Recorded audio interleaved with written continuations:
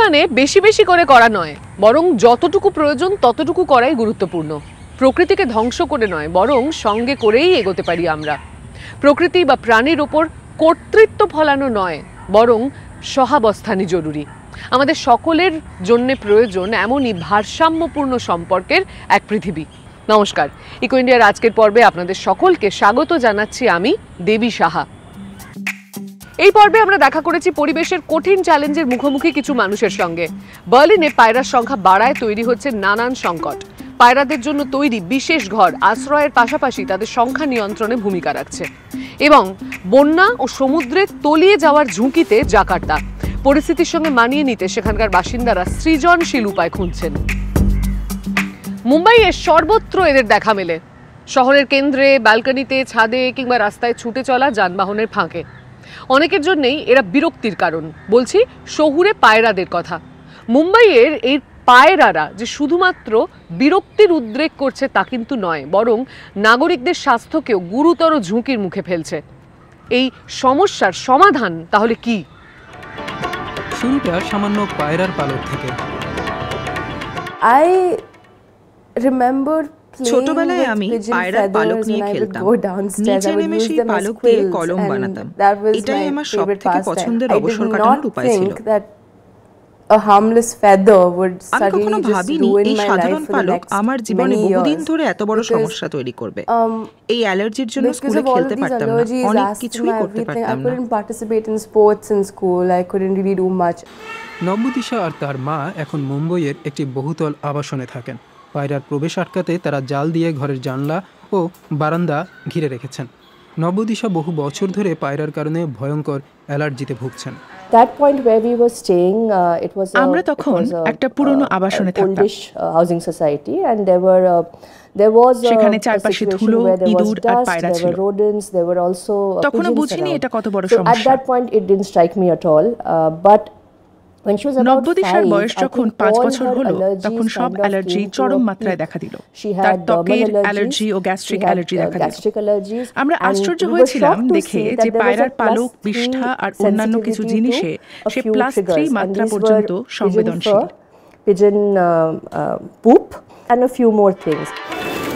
দাদারের কাছে কবুতরখানায় প্রতিদিন অনেক মানুষ পায়রাদের খাওয়াতে আসেন। অনেকেই মনে করেন এটি একটি পুণ্যের কাজ।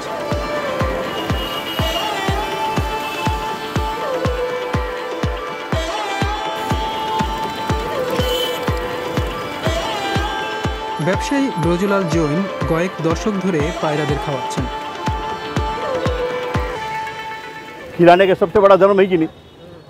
জগতের সবচেয়ে মহানুভবতার কাজ হলো অসহায়দের খাওয়ানো।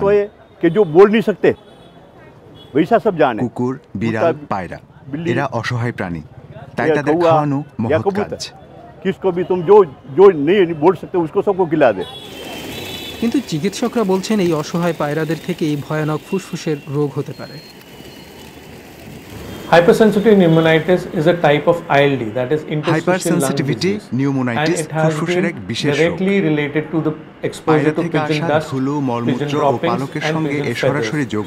It is on the rise in the recent times because of the increased exposure to these pigeons in residential areas. ফুসফুস বিশেষজ্ঞ সন্দীপ মিস্ত্রি প্রতি মাসে গড়ে প্রায় 7 জন রোগীর চিকিৎসা করেন। তার মতে এই রোগ আশঙ্কার কারণ হতে পারে। পায়রার মল ও ডানা থেকে আসা অ্যান্টিজেন শ্বাসের মাধ্যমে নিয়মিত শরীরে ঢুকলে এই রোগ হয়। এর ফলে ফুসফুসের রোগ প্রতিরোধ ব্যবস্থা সক্রিয় হয়ে ওঠে। If it is not corrected at the right time, there are ঠিক সময়ে চিকিৎসা না করলে এগুলো ক্রমাগত ফুসফুসে ঢুকে ফুসফুসকে শক্ত করে দিতে পারে। তার কর্মক্ষমতা থাকে না। এর ফলে রোগীর ক্রমাগত কাশি আর শ্বাসকষ্ট হতে থাকে। Chronic cough, chronic breathlessness. পায়রা থেকে দূরে থাকার 3 মাস পরেই নব্যদিশার স্বাস্থ্যের উন্নতি দেখা দেয়। এরপর ধীরে ধীরে তার ত্বকের অ্যালার্জি সম্পূর্ণ সেরে যায়। আমরা ভেবেছিলাম পায়রা থেকে হওয়া অ্যালার্জি শ্বাসতন্ত্রের সমস্যার সৃষ্টি করবে, কিন্তু শরীরের সামগ্রিক অবস্থা ভালো হওয়ার সাথে সাথে চর্মরোগও সেরে যায়। সমুদ্রের কাছাকাছি পাহাড়ি অঞ্চলে গোলা পায়রার প্রাকৃতিক বাসস্থান, কিন্তু বর্তমানে তাদের শহরেও পাওয়া যায়। মুম্বই শহর জুড়ে মানুষ এই প্রাণীদের খেতে দেয়। শহর কর্তৃপক্ষ পায়রা খাওয়ানো নিষিদ্ধ করেছে এবং 500 টাকা জরিমানা নির্ধারণ করেছে, কিন্তু এই নিয়ম খুব কমই প্রয়োগ করা হয়। এই নিষেধাজ্ঞার কার্যকারিতা প্রসঙ্গে প্রশাসনের পক্ষে কেউ সাক্ষাৎকার দিতে রাজি হননি। কিন্তু ব্রজলাল জৈন পায়রাদের খাওয়ানো বন্ধ করবেন না। জরিমানা বা চিকিৎসকদের সতর্ক বার্তাও মানতে নারাজ তিনি। তো আপনি কি জানেন যে পায়রার সংস্পর্শে মারাত্মক রোগ হতে পারে? नहीं कभी नहीं गलत है না, হতে পারে না। এটা মানুষ বলার জন্য বলে। কোনো রোগ হয় না। আমরা বাড়িতে এদের নিয়মিত খাওয়াই। 10-15 বছর ধরে এই কাজ করছি, কোনো সমস্যা হয়নি।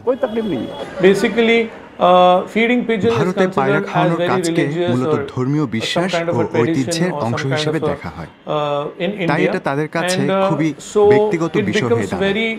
তারা মনে করে আমরা তাদের ব্যক্তিগত বিশ্বাসে হস্তক্ষেপ করছি। অনেক রোগী আমাদের কাছে চিকিৎসা করাতে আসা থামিয়ে দেয়। তার কারণ আমরা বারবার পায়রা থেকে দূরে থাকার পরামর্শ দিই। তারা সেটা মানতে পারে না, ফলে তাদের পরে ভুগতে হয়। মানুষ বছরে একটি পায়রাকে গড়ে প্রায় 40 কিলোগ্রাম খাবার খাওয়ায়। অনেকে মনে করেন পায়রার সংখ্যা নিয়ন্ত্রণে সরকারের কঠোর পদক্ষেপ নেওয়া প্রয়োজন। একটি প্রকৃতি সংরক্ষণ সংস্থা প্রাকৃতিক উপায়ে পায়রার সংখ্যা নিয়ন্ত্রণের পরিকল্পনা করছে। So one of the projects of BNHS is to BNHS এর একটি বিশেষ প্রকল্প হলো বাজ পাখি ও গোশকের মতো শিকারী পাখির প্রজনন ও সংরক্ষণ। Some of the raptors এরপরে শিকারী পাখিগুলোকে মুম্বইয়ের মতো শহুরে পরিবেশে ছেড়ে দেওয়া হবে। এরা প্রাকৃতিকভাবে পায়রার সংখ্যা নিয়ন্ত্রণ করবে। কিন্তু এই দীর্ঘমেয়াদী সমাধান বাস্তবায়িত হতে সময় লাগবে। ততদিন পর্যন্ত বিপন্ন মানুষের জন্য স্বাস্থ্যের ঝুঁকি থাকবে। কোনো এলাকায় পায়রার ঝাঁক থাকলে সেই এলাকার প্রায় সব শিশুরই রোগ প্রতিরোধ ক্ষমতা কমে যায়। তাদের হাঁপানি ও শ্বাসযন্ত্রের অন্যান্য সমস্যা দেখা দেয়। এই সমস্যার সমাধানের জন্য আইন তৈরি করতে হবে, নইলে কখনোই এর সমাধান সম্ভব নয়। পায়রার সংস্পর্শের কারণে অনেক মানুষ ঝুঁকিতে রয়েছেন। পায়রাদের খাওয়ানো বন্ধ করতে যত দ্রুত কঠোর আইন করা হবে, শহরের বাসিন্দাদের জন্য ততটা ভালো হবে। শুধু মুম্বাই নয়, বিশ্বের বিভিন্ন শহরই পায়রাদের সংখ্যা বৃদ্ধির কারণে সমস্যার মুখোমুখি। এই পরিস্থিতির বাইরে নয় বার্লিনও। তবে জার্মানির রাজধানী এই সমস্যার নিয়ন্ত্রণে এক অসাধারণ কৌশল কাজে লাগাচ্ছে। এর জন্যে নির্দয় আচরণ নয়, বরং পায়রাদের দেওয়া হচ্ছে আশ্রয় এবং খাবার। নির্দিষ্ট বাসা, কৃত্রিম ডিম আর খাবার সরবরাহের মাধ্যমে কিভাবে সংখ্যা নিয়ন্ত্রণের এই কাজটি হচ্ছে তা নিশ্চয়ই আপনারও জানতে ইচ্ছে করছে। চলুন এবারের প্রতিবেদনে আপনাদের দেখাবো বার্লিন কিভাবে পায়রাদের সংখ্যা নিয়ন্ত্রণের এই কাজটি করছে। কেউ বলেন উড়ন্ত ইঁদুর, কেউ জঙ্গলি পোষ্য। জার্মানির রাজধানী বার্লিনে এমন অসংখ্য পায়রার দেখা মেলে। শহরের কেন্দ্রে গত 14 বছর ধরে পায়রাদের খাবার দিয়ে আসছেন ডোরিন রোথে। কাজটি অপ্রয়োজনীয় মনে হতে পারে, কিন্তু তার মতে এতে পায়রারা মানুষ থেকে দূরে থাকে। এরা শুধু শস্যদানা জাতীয় খাবার খায়। আমরা তাদের নিয়মিত খাবার না দিলে রেস্তোরাঁর আশেপাশে মানুষের ফেলে দেওয়া খাবারের সন্ধানে ঘুরবে। সারাদিন মানুষের পায়ের কাছে খাবার খুঁজে বেড়াবে, আর তা বাসিন্দাদের যেমন পছন্দ নয়, তেমনি পায়রাদের জন্যও ভালো নয়। আবর্জনা থেকে তৈলাক্ত খাবার খাওয়া পায়রাদের হজম শক্তির জন্য ক্ষতিকর। এতে মানুষের জন্য সমস্যা তৈরি হতে পারে। এরা শহরকে নোংরা করে সর্বত্র খাবার খুঁজে বেড়ায়। আমি জানি বেশিরভাগ মানুষ পায়রা পছন্দ করেন না, কিন্তু সত্যি বলতে আমি পায়রা পছন্দ করি। আমি পায়রাদের ভালোবাসি, এরা আমাদের সংস্কৃতির অংশ। এত কম সংখ্যক পায়রা দেখি যে তাদের তাড়ানোর কথা মনে হয় না। আমার মতে এরা বেশ বিপজ্জনক। মানুষকে সরাসরি আক্রমণ করে না, কিন্তু এরা বিভিন্ন রোগ ছড়ায়। শহরাঞ্চলে পায়রার এমন ঘনবসতি আগে ছিল না। এই প্রজাতিটি রক পিজিয়ন বা গোলা পায়রা নামে পরিচিত। প্রকৃতিতে এরা খাড়া পাহাড়ের গায়ে এবং পাথরের খাঁজে বাস করত। মানুষ খাদ্য হিসেবে এবং যুদ্ধের সময় সংবাদ বহনের কাজে লাগাতে পায়রাদের পোষ বানাতে শুরু করে। সেই সঙ্গে বিনোদনের জন্য পায়রা পালন শুরু হয়। আজকের দিনের এই পায়রারা সেই সব কাজে আসে না, বরং শহরের বিভিন্ন স্থানে অবাধে ঘুরে বেড়ায়, বংশবৃদ্ধি করে এবং সর্বত্র বিষ্ঠা ত্যাগ করে। এখানে এই লিফটের সামনেই প্রচুর পায়রার বিষ্ঠা জমেছে, ওইদিকেও দেখতে পাবেন।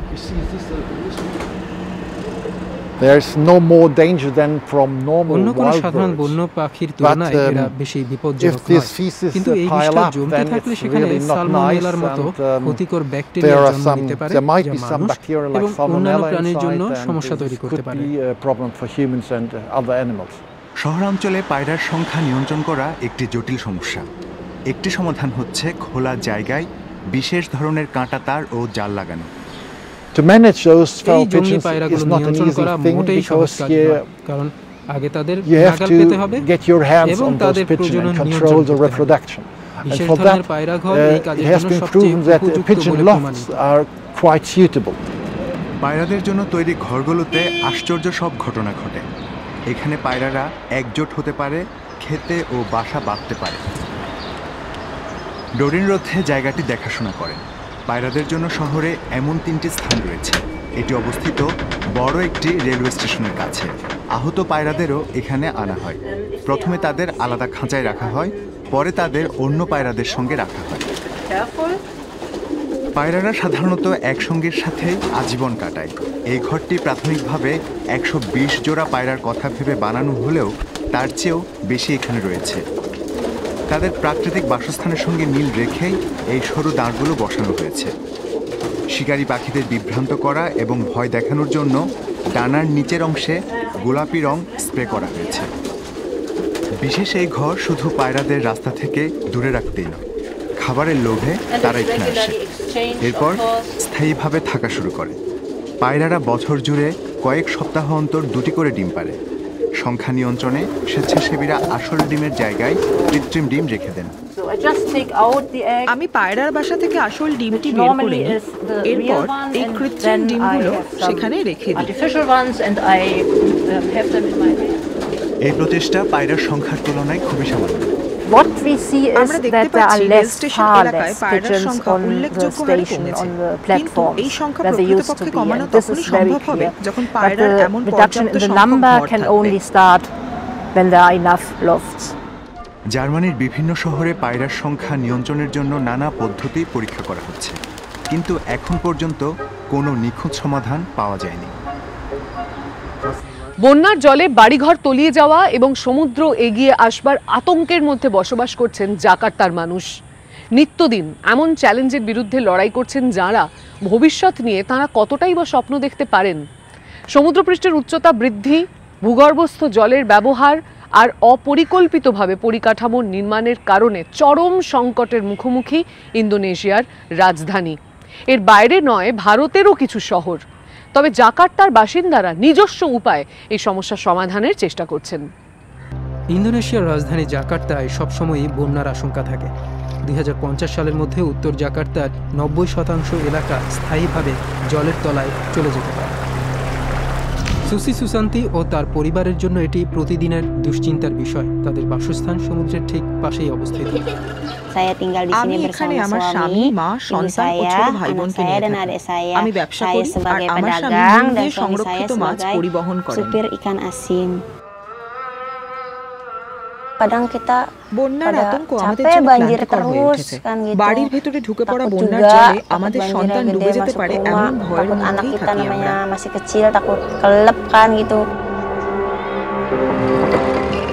সুসি সুসান্তি থাকেন মুয়ারা আঙ্কেতে, জাভা সাগরের পাশে অবস্থিত একটি নিচু এলাকার জেলে সম্প্রদায়ের সদস্য তারা। এখানকার প্রায় 18,000 বাসিন্দার জীবনযাত্রা অনিশ্চয়তার মধ্যে রয়েছে। সমুদ্রের জলস্তর বাড়ছে, ঘন ঘন বৃষ্টি হচ্ছে। মানবসৃষ্ট জলবায়ু পরিবর্তন বন্যার ঝুঁকি বাড়িয়ে দিয়েছে। জাকার্তার নদীগুলি দেখলেই তা বোঝা যায়। ঘনবসতির জন্য কাদা, মলমূত্র ও আবর্জনা জমে নদীর গতিপথ সংকুচিত হয়ে গেছে। জলের প্রবাহ বাড়ানোর জন্য আমরা নদীগুলোকে আরো চওড়া এবং আরো গভীর করছি, কিন্তু বাসিন্দাদেরও আবর্জনা জমতে না দিয়ে সাহায্য করতে হবে। জাকার্তা জুড়ে এটি একটি বড় সমস্যা।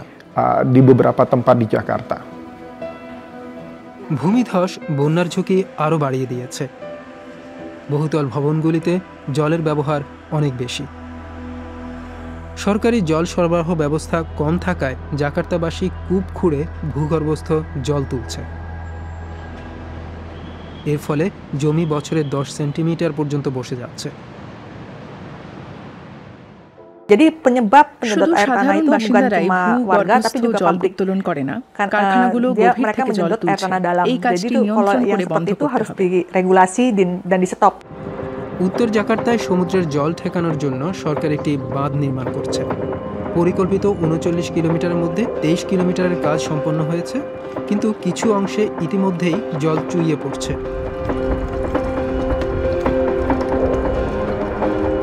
এই বাঁধ এখনও মুয়ারা আঙ্কের সেই অংশে পৌঁছায়নি যেখানে সুসি সুশান্তি এবং তার পরিবার বাস করেন। সমুদ্রের ভেতরে একটি আরও বড় বাঁধ নির্মাণের পরিকল্পনা রয়েছে। এটি একটি সম্পূর্ণ নতুন এলাকা সৃষ্টি করবে।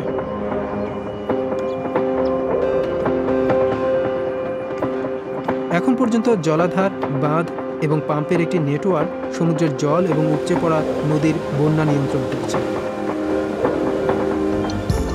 জাকার্তায় আরও সবুজ স্থান থাকলে প্রাকৃতিকভাবে ভূগর্ভস্থ জলের স্তর পুনরায় ভরে যাবে। বৃষ্টির জলকে তার স্বাভাবিক পথে যেতে দিলে ভূমিধস রোধ করা যাবে, বন্যার ঝুঁকিও কমবে। জাকার্তার জল শহরের পূর্ব ও পশ্চিমের দুটি বাঁধ থেকে আসে।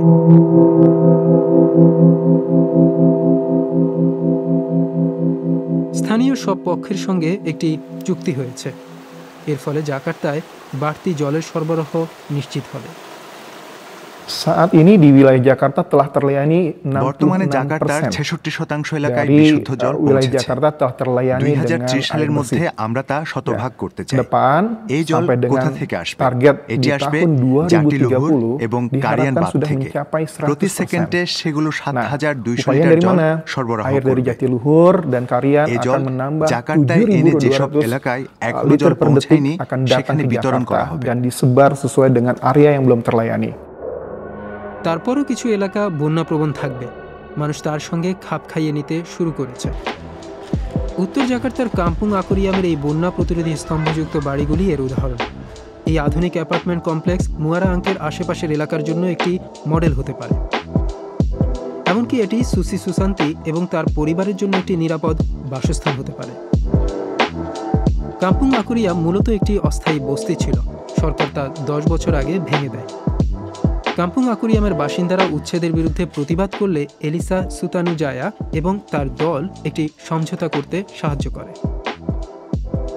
Pada saat পুনর্নির্মাণ pembangunan প্রক্রিয়া kembali, চলাকালীন আমরা দেখাতে চেয়েছিলাম sebetulnya যে এই itu বহুতল বাসস্থান সব kami mau পক্ষের কাছে, menunjukkan bahwa বিশেষ করে সরকারের kampung কাছে susun akuarium গ্রহণযোগ্য ini হতে পারে। bisa diterima তবে আগে oleh যারা semua নিচু pihak, এলাকায় terutama ভূমি সমতলের pemerintah. বাড়িতে Tapi থাকতো, perlu proses তাদের বহুতল bagi বাড়িতে warganya মানিয়ে yang নিতে tadinya tinggal সময় di লাগবে। rumah tapak untuk pindah ke kampung susun. মুয়ারা আঙ্কেতে স্টিলের স্তম্ভের উপর দাঁড়ানো এমন 200টি বাড়ি তৈরি করা হয়েছে। এটি ইন্দোনেশিয়ান সরকারের একটি পরীক্ষামূলক প্রকল্প। পুরো লোকালয়টি পুনর্নির্মিত হবে কিনা তা এখনও স্পষ্ট নয়। সুসি সুশান্তি এই নিয়ে সন্দিহান। অ্যাপার্টমেন্টগুলো নিরাপদ হলেও তিনি তার নিজের বাড়ি চান। আমাদের বর্তমান বাড়িতে শুধু বিল্ডিং পারমিট থাকলেও এটা আমাদেরই বাড়ি। ফ্ল্যাটে থাকলে আমাদের ভাড়া দিতে হবে। মুয়ারা আঙ্কের জন্য একটি সমাধান খুঁজে পেতে সরকার এবং বাসিন্দাদেরকে কাম্পুং আকুরিয়ামের মতো একটি সমঝোতায় আসতে হবে। Ya saya berharapnya anak saya lebih sukses dari saya. 2050 সালে নাসিয়ার বয়স 30 হবে। আমি আশা করি আমার সন্তান আমার চেয়ে বেশি সাফল্য পাবে, তার জীবন উন্নত হবে, সে ভালো শিক্ষা পাবে, ভালো একটি চাকরি পাবে। আমি চাই সে একটি ভালো পরিবেশে বড় হোক যেখানে বায়ু দূষণ থাকবে না, সেই সঙ্গে অবশ্যই বন্যা থাকবে না। Yang pastinya bebas banjir. পরিবেশগত সমস্যার সমাধান খুঁজে বের করার চেষ্টা চলছে জাকার্তায়। সমুদ্রের জলস্তর বাড়ছে, হাতে সময় কম। এখন তাদের লড়াই সময়ের সঙ্গে। মানবসৃষ্ট জলবায়ু পরিবর্তনের কারণে ভারতে খাদ্য এবং পুষ্টির নিরাপত্তা হুমকির মুখে। অনিয়মিত বৃষ্টিপাত, তাপদাহ এবং জল সংকটের কারণে কৃষিকাজ দিন দিন কঠিন হয়ে উঠছে। তবে শহরের কিছু বাসিন্দারা ভিন্ন ধরনের এক সমাধান নিয়ে এগিয়ে এসেছে। এই কৃষি পদ্ধতিতে মাটি বা কৃষি জমির প্রয়োজনই পড়ছে না, বরং স্বল্প জলের ব্যবহারে কংক্রিটের জঙ্গলের মধ্যেই চাষ করা যাচ্ছে ফসলের। ভারতের শহরগুলোতে কৃষির ভবিষ্যৎ কি তাহলে এটাই হতে চলেছে? 1 কিলো টমেটোর দাম এখন 10 টাকা, অথচ কয়েক মাস আগেও ছিল 200 টাকা। কারণ চাহিদার তুলনায় তখন যোগান কম ছিল। কিন্তু এর জন্য শুধু বাজার নয়, দায়ী মানুষের কারণে সৃষ্ট জলবায়ু পরিবর্তন। ভারত জুড়ে কৃষকেরা জলকষ্ট ও খামখেয়ালি আবহাওয়ার কারণে ভুগছেন, কিন্তু ফসল চাষের নানা উপায় এখন রয়েছে। যেমন হাইড্রোপনিক্স পদ্ধতিতে মাটি ছাড়াই চাষ করেন আধার্স। நான் இன்ஜினியரிங் கிராஜுவேட்டா இருந்து இப்போ கம்ப்ளீட் ஃபுல் டைம் அர்பன் ஃபார்மரா மாறி இருக்கேன். এখন আমি পুরো நம்ம யூசுவலா சாயில்ல தான் வந்து செடி வளர்க்கறத பத்தி கேள்விப்பட்டிருக்கோம். আমরা জানি গাছ মাটিতে হয়, தண்ணியிலயும் செடி வளர்க்க முடியும் அப்படின்றது தான் ஹைட்ரோபோனிக்ஸ் கான்செப்ட். சோ இது பாத்தீங்கன்னா ஹைட்ரோபோனிக்லயே NFT டெக்னிக்னு சொல்லுவோம், நியூட்ரியன்ட் ஃபிலிம் டெக்னிக். இது வந்து சாயில்லெஸ்ஸா நம்ம வளர்க்கறோம். இந்த மாதிரி NFT சேனல்ஸ்ல இந்த மாதிரி நெட் கப்ஸ்ல NFT பிரणालीতে আমরা கோகோபீட் தான் வளர்க்கறோம், இது சாயில் கிடையாது. சோ இதுல வந்து ரூட்ஸ் வந்து உங்களுக்கு பெனட்ரேட் ஆகி கீழ வந்து சேனல்ல வாட்டர் ஃப்ளோ எப்பவுமே இருந்துட்டே இருக்கும். சோ அந்த வாட்டர்லயே நமக்கு செடிக்கு தேவையான நியூட்ரியன்ட்ஸ் நம்ம மிக்ஸ் பண்ணி கொடுத்தா ஈஸியா நியூட்ரியன்ட்ஸ் அதுக்கு போய் சேருது. and balance இருக்கிற நியூட்ரியன்ட் வாட்டர் அப்படியே திருப்பி சேனல் ஆகி பேக் டு டேங்க் போகுது. சோ இதனால நம்ம எங்கேயுமே வாட்டர் வேஸ்டேஜே பண்றது கிடையாது. হাইড্রোপনিক্স পদ্ধতি কিন্তু বেশ পুরনো। খ্রিস্টপূর্ব 6ষ্ঠ শতাব্দীতে বেবিলনের ঝুলন্ত উদ্যানের প্রমাণ আমরা পেয়েছি। মনে করা হয় সেই সবুজ উদ্যানে কপিকলের মাধ্যমে নদীর জল দেওয়ার ব্যবস্থা ছিল। সময়ের সাথে সাথে হাইড্রোপনিক্সের মাধ্যমে জলে ডোবা খেতে এশিয়াতে ধান চাষ হয়েছে। মার্কো পোলো এই পদ্ধতির কথা সারা বিশ্বে ছড়িয়ে দেন। প্রথাগত চাষের তুলনায় এই পদ্ধতি দক্ষ, কারণ তা 90% অবধি জল বাঁচাতে পারে। নিয়ন্ত্রিত পরিবেশের কারণে বাষ্পীভবনে জল নষ্ট হয় না এবং ভৌমজল শেষ হয় না বললেই চলে। আরেকটি সুবিধা হলো গ্রীষ্মের তাপ বা আর্দ্রতা থেকে ফসল রক্ষা পায়। বাণিজ্যিক খামারগুলো এর মাধ্যমে বর্তমানে প্রতিদিন 50 কেজি সবুজ সবজি ফলায়, যার দাম অবশ্য সবার নাগালে আসেনি এখনো। বড় অঙ্কের বিনিয়োগ এবং এই সম্পর্কে ভালো জ্ঞান না থাকা হাইড্রোপনিক্সের অন্যতম বড় বাধা। এখনও তা ক্ষুদ্র মাঝারি কৃষকের ধরাছোঁয়ার বাইরে। বাড়িতে ছাদ আছে শহরের এমন বাসিন্দাদের কাছে বরং তা আকর্ষণীয়। এমনই একজন ডি সুরেশ, যিনি তার সবজির চাহিদার 40%ই নিজের ছাদে ফলান। ডি সুরেশকে তার ছাদে হাইড্রোপনিক্স খামার তৈরিতে সাহায্য করছেন আধার্স। এটি বসাতে প্রায় 20,000 টাকা খরচ হয়েছে তার। Future is going to be hydroponics. Future is going to be terraces, which are all non-productive assets. So if you can convert that, you can produce lots. এরকম হলে টমেটোর দাম আর 200 টাকা হবে না। চান্সে গেলে যাদের হাতে পুঁজি আছে তারা এতে বড় আকারে বিনিয়োগ করছে। চেন্নাইয়ের এই পিৎজা রেস্তোরাঁ যেমন তাদের ব্যবহারের সবজির 50%ই নিজেরাই ফলায়। சோ இங்க பாத்தீங்கன்னா நிறைய கேப்சிகம், ஹாலபினோஸ் மொத்த சப்ஜி. சோ இதெல்லாம் வந்து பீஸாஸ்ல யூஸ் பண்ணக்கூடிய main ingredients which is very expensive. வெளிய வாங்குற மார்க்கெட் ரேட்டை விட நம்ம கம்மியா ப்ரொடக்ஷன் பண்ணி யூஸ் பண்ணலாம். சோ அதுதான் இதோட மெயின் அட்வான்டேஜும் கூட। বাজারের উপর নির্ভরতা ও জলবায়ু সমস্যা রাজ্যের অন্যত্র রয়েছে, কিন্তু এরকম সমাধান সহজলভ্য হলে তা বিশেষ করে শহরের ক্ষেত্রে ফারাক গড়ে দেবে। আজ এই পর্যন্তই। এই পর্বের প্রতিবেদনগুলো একটি টেকসই ভবিষ্যতের পথে এগিয়ে যেতে আমাদেরকে নতুন ভাবনার খোরাক যোগাতে পারে। যেমন কিভাবে প্রাকৃতিক সম্পদের ওপর চাপ না বাড়িয়ে চাষ করা যায়, কিংবা প্রাণীদের সঙ্গে বিদ্যমান সম্পর্ককে কিভাবে নতুন চোখে দেখা যায়। আমূল পরিবর্তন নয়, বরং প্রকৃতির সঙ্গে একটি ভারসাম্যপূর্ণ সম্পর্ক গড়ে তোলাটাই এক্ষেত্রে গুরুত্বপূর্ণ। আবারও দেখা হচ্ছে আগামী সপ্তাহে। ততদিন ভালো থাকবেন, সুস্থ থাকবেন, আর এমনই কোনো উদ্যোগের কথা যদি আপনার জানা থাকে তা আমাদেরকে জানাতে ভুলবেন না। ইনস্টাগ্রামে DW এনভায়রনমেন্টের পেজটিও ফলো করতে ভুলবেন না। নমস্কার। জলবায়ু, পরিবেশ ও উদ্ভাবনের অসাধারণ সব প্রতিবেদন থাকছে প্রতি সপ্তাহে ইকো ইন্ডিয়ায়। জলবায়ু সুরক্ষা ও টেকসই ভবিষ্যতের পথে পরিবেশ বান্ধব চাকরি ও পেশার কথা তুলে ধরি আমরা। খামার থেকে বারান্দা, কীটনাশক মুক্ত পুষ্টি সমৃদ্ধ বংশ পরম্পরায় চাষ হওয়া জলবায়ু সহিষ্ণু উদ্ভিদের সন্ধান করি আমরা। কলকাতা, দিল্লি ও চেন্নাইয়ের মতো শহরে করি সবুজ পরিবহন, নির্মল বায়ু ও পুনর্নবীকরণযোগ্য জ্বালানির খোঁজ। কিভাবে আমরা টেকসই জীবনযাপন করতে পারি, চলুন অনুসন্ধান করি একসঙ্গে। চোখ রাখুন DW বাংলার ইউটিউব চ্যানেল ও ফেসবুক পাতায় এবং প্রতি সপ্তাহে কলকাতা টিভির পর্দায়।